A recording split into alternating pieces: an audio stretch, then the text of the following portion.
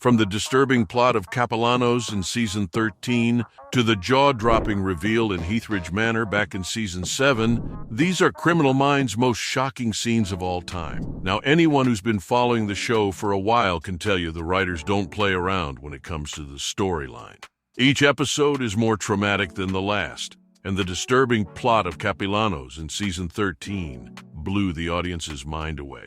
In this intense episode, the Behavioral Analysis Unit investigates a string of gruesome murders in a small town called Guymen in Oklahoma. And the killer's MO is as weird as it gets, because a sadistic clown is on the loose who has a sick fascination with terrorizing families. And if that isn't chilling enough, he leaves creepy clown dolls behind at the crime scenes. The episode kicks off with the murder of the Wilson family, where the dad is found dead. The mom and son are missing. And all that's left behind is one haunting clue, a creepy clown's smiley face on the door. But as the Bayou digs deeper, they stumble upon a local Native American tribe, the Capellanos. And according to local urban legend, those clowns are actually cursed, and anyone who lays eyes on them is doomed. And fair warning, it only gets creeper from here. It's filled with sadistic acts and graphic scenes that will have your jaw on the floor by the end of it. When 7-year-old Dylan finally helps the team identify the killer, the story reaches its peak. Apparently, the masterminds behind all that gore were 3 brothers named Sal, Tony, and Dina Capellano, troubled young men from the Capellano tribe who suffered abuse from their father. Even the cast and crew of Criminal Minds had mixed feelings about this episode. But to be fair, they've seen their fair share of crazy, like that insane Uncanny Valley episode in Season 5. In this one, the Bayou find themselves in Atlantic City, New Jersey, as they follow a killer who's targeting young women. They're called in to crack the case and quickly realize they're dealing with a serial killer, whose calling card is leaving behind doll replicas as trophies. As the team digs deeper, they begin suspecting Samantha Malcolm, a girl who's actually a victim of childhood abuse, and turns to dolls as a way of escaping her problems. She'd suffered severe trauma and neglect from her father, a doctor who experimented on her with drugs and electroshock therapy. So Samantha developed a fixation with dolls and tried turning her victims into human dolls by injecting them with a paralyzing agent and dressing them up. These new facts help the team connect the dots, and as they raid her house, fans get a first-class seat to see the horrible image of her basement filled with dozens of human dolls, some of them still alive but unable to move or speak.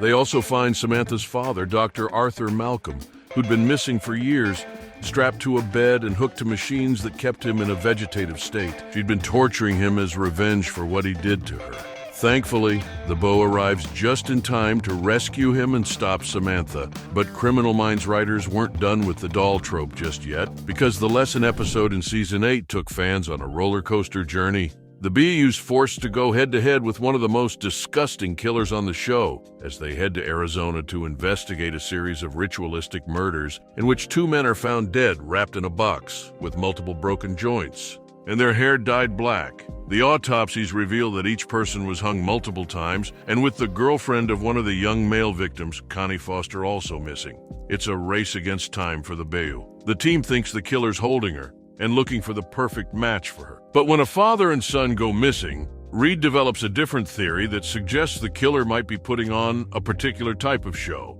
and that the father and son might be his puppets in that show. Crazy, right? And when a third male victim is found, who also has holes in his hands, meaning he'd been crucified, the team gets even more confident. They raid the killer's theater and discover Adam's most recent victims, a father and son still alive but hung up like puppets. They also find Alex, Adam's brother, who'd been missing for a long time. But I don't think I'll ever forget the scene of him laying on a bed with cables attached to his head. Apparently, Adam was using him as the model for the show by electrically stimulating his brain and reading his thoughts. But if you thought that plot was crazy, wait till you hear about the storyline for their 200th anniversary episode, titled 200. In this milestone episode, things take a sinister turn when JJ and Cruz find themselves kidnapped by a former colleague named Ascari, who betrayed them during a top-secret mission in Afghanistan. And with the case being so high-profile, the team turns to Emily Prentice, who makes a glorious return to help the team crack this case. But while I'm all for this reunion, their teammates are being tortured by an elite criminal. Yep, you heard that right. JJ's in a nightmare situation where she's being tortured by the double agent in Hastings, the leader of the task force, who faked his own death. They want JJ to spill the beans on access codes to a super-secret file called Integrity. And with the State Department refusing to help, it's up to the team to figure this case out. But here's the thing, JJ is one tough cookie, and she refuses to give in, despite the brutal beatings and the waterboarding. And with the reveal of the loss of her unborn child because of the trauma she faced, emotions were running high.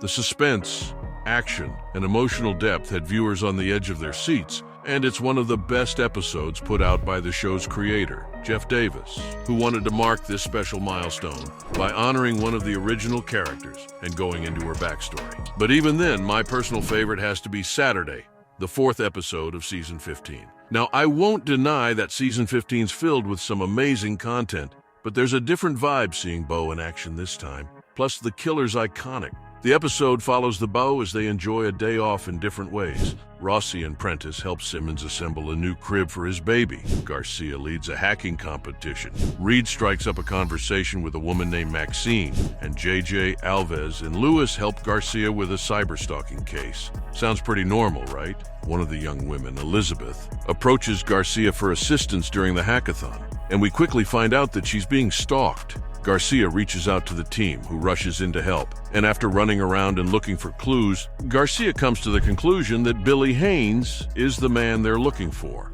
Apparently, the stalker had installed recording equipment in the victim's home, even under her bed. And with one wild discovery after the next, with Billy sending her threatening messages and videos and revealing that he's killed her cat, Garcia traces his location and sends the team to arrest him. But they find him dead in his apartment, having committed suicide by electrocution. This was one of the most intense chases fans had seen on the show, though when it comes to being eerily creepy, the jaw-dropping reveal in Heathridge Manor back in Season 7 takes the cake. In the 19th episode of Season 7, the Bo find themselves in an abandoned asylum in Oregon, where a series of murders has shaken the community, and their investigation leads them to a twisted killer named James Heathridge. This guy has a seriously messed up mind, mainly because of childhood abuse at the hands of his father. James believes he's living in a dark fairy tale, seeing himself as a knight seeking love. Unfortunately, his love comes with deadly consequences. James kidnaps women, transforming them into his so-called princesses. But if they fail to reciprocate his affection, well, things take a nasty turn. He disposes of his victims in the asylum, dyeing their hair black and dressing them in Victorian clothing. This episode takes disturbing to a whole new level, and while the team does eventually catch him, fans can never forget the scene of his last victim, Sarah Gammon, who's discovered alive but terribly mutilated and cruelly dressed as a bride. It definitely tops the list for the most bone-chilling episode put out by Criminal Minds. So there you have it, from the jaw-dropping reveal in Heathridge Manor back in Season 7 to the disturbing plot of Capellanos in Season 13, those were Criminal Minds' most shocking scenes of all time.